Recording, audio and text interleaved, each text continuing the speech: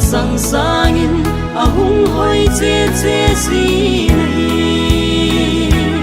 akim zong ka he zo po che lui gala kun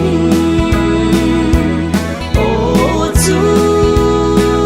a chung til sangin hung hoi ve deu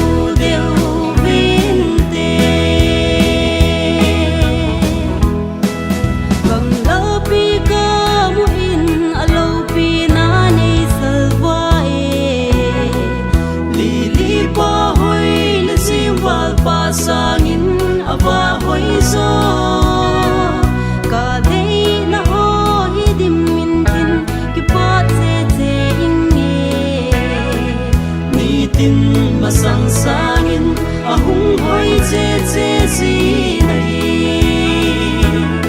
akim zong ka he zo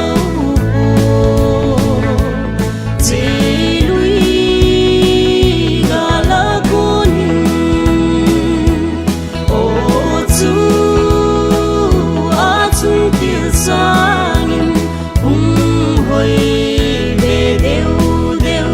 vinte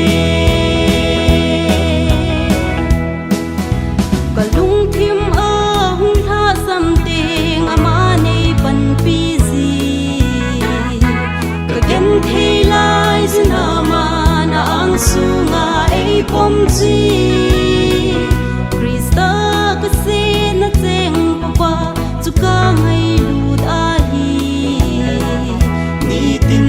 asang sangin ahung hoi che che ji